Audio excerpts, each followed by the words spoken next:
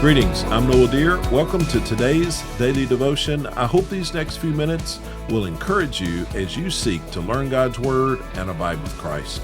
Our focus today is John chapter 6, verses 1 through 10. And today we come to the very familiar account of Jesus feeding the 5,000.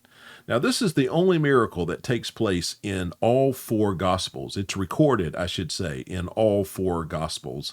And I just think that makes it special. I love studying and imagining the details of this miracle. Now, I think for our purposes, we're going to divide it up into two devotions. We'll look at the first half today, and we'll look at the second half in our next daily devotion. Let's begin. Chapter 6, verse 1, after this, Jesus crossed the Sea of Galilee, or Tiberias. The phrase after this is just a reminder to us that John's gospel, different than the gospel of Matthew, the gospel of Mark, and the gospel of Luke, John's gospel doesn't seek to provide a chronological history of the ministry of Christ. It's more thematic, and so it skips a lot of material that the other gospels include, and this is an example. Those two words after this, they cover at least Jesus preaching the Sermon on the Mount in Matthew 5, 6, and 7, and Jesus preaching on the parables of the kingdom in Matthew chapter 13. Those were pretty important parts of Jesus' ministry. They're recorded in the other Gospels. But John is quickly moving to this great miracle that we see here in John chapter 6. Now, he says the Sea of Galilee. Much of Jesus' ministry, much of what we read in the Gospels, happens right around the Sea of Galilee. Now, the Sea of Galilee was not a sea in the sense that it is connected to the ocean. The Sea of Galilee was a freshwater lake, a large lake. It's 13 miles north and south, 7.5 miles east and west at the widest point. So it's a pretty big lake, but it is a lake. It's called by a number of different names in the Bible, and this can be confusing at times. Not only is it called the Sea of Galilee, but also the Sea of Chinnereth. It's sometimes called the Lake of Gennesaret, and it's sometimes called the Sea of Tiberias. And there are reasons for all those names, but just suffice it for now to know that all those names refer to the same body of water. So Jesus has gone to the Sea of Galilee. He has crossed the sea, and he's there in a field next to the Sea of Galilee. Look at verse 2. A huge crowd was following him because they saw the signs that he was performing by healing the sick. And so Jesus' popularity is on the rise. He's performed a lot of miracles. People have taken notice, and they're following him. Verse 3, Jesus went up a mountain and sat down there with his disciples. So around the Sea of Galilee, big hills, big hills. In fact, hills is probably not the word. Mountains, really, all around the Sea of Galilee. They're big mountains. Now, Jesus didn't go up a great mountain here where he was so far away you couldn't see him, but he goes up a ways. But the Sea of Galilee, just to help you get the picture, the Sea of Galilee is actually 700 feet below sea level. And then it's ringed by mountains that are very high above sea level.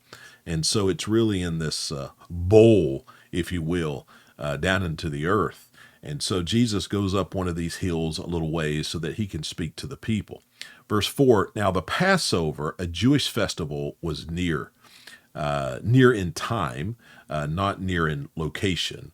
There are 3 Passovers mentioned in the Gospel of John, chapter 2, chapter 6, chapter 12. This is the only one of those 3 mentioned that Jesus doesn't go to Jerusalem to participate in the Passover. Verse 5, so when Jesus looked up and noticed a huge crowd coming toward him, he asked Philip was one of his disciples, where will we buy bread so that these people can eat?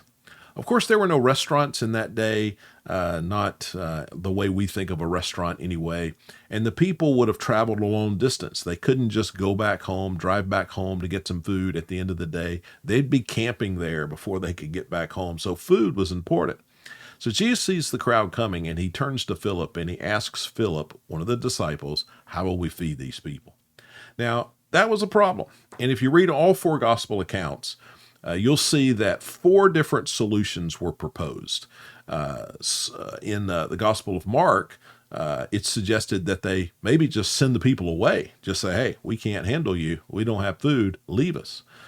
Here in John, we'll see that there is a suggestion, at least part of a suggestion, that they raise money to feed them. Andrew, also here in the Gospel of John, is going to suggest that they somehow use this small lunch that a young boy has provided to perhaps feed the people. And then there's the final solution, Jesus. Jesus is the one who provides the ultimate answer. But let's read on. Verse 6, he asked this to test him. Jesus asked this of Philip to test Philip, for he himself knew what he was going to do. Now, a test in this sense would be something that would be difficult to endure, but it's something that would strengthen a person's faith. And this certainly qualifies as that. But many scholars believe that the purpose of verse 6 was more to indicate that Jesus knew exactly what he was going to do. Jesus was not in a panic. He had a plan the whole time. I think that's encouraging. That's important to know that when there is a crisis, a perceived crisis, we can know Jesus knew about it and Jesus has a plan. Look at verse 7. Philip answered him, 200 denarii worth of bread wouldn't be enough for each of them to have a little. Now, denarii was a day's wage, so this is 200 days' wages. That's a lot of money. Verse 8, one of the disciples, Andrew, Simon Peter's brother, said to him, verse 9, there's a boy here who has 5 barley loaves and 2 fish. But what are they among so many? So that's the third suggestion. Barley loaves and fish, this would have been food for the poor.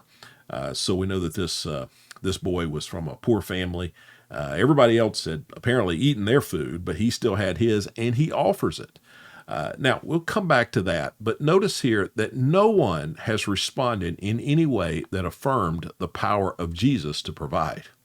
You know, sometimes people make a joke about this. They say, well, in a lighthearted way, that the disciples traveling with Jesus, they didn't need anything because Jesus could just whip it up, whatever they needed when they needed. Well, certain amount of truth to that, I suppose.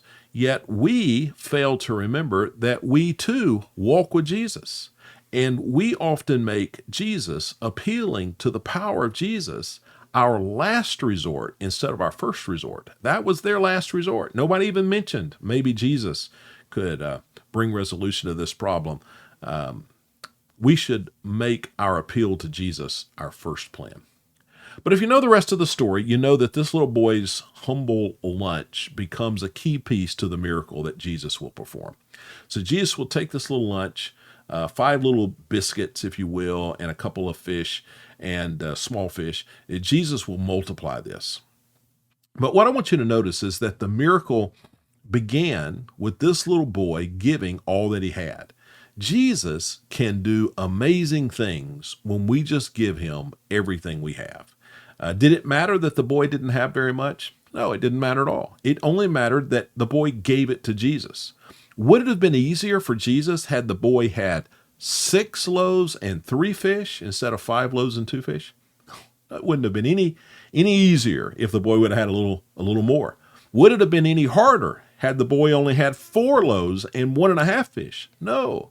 What mattered is that he gave it all to Jesus. And there's an important lesson for us in that. We'll end with verse 10. Jesus said, have the people sit down, and there was plenty of grass in that place. So they sat down, and the men numbered 5,000. We'll come back to that. The miracle begins right here and in this next verse. Well, let's pause there. There's a lot to learn there, and we'll finish this tomorrow, Lord willing, or in our next devotion, Lord willing. Thanks for watching or listening today. If you're on YouTube, please hit the like and subscribe buttons. On your favorite podcasting app, just search for Pastor Noel's Daily Devotions. Further info at noeldear.com. I hope you have a great day as you endeavor to abide in Christ.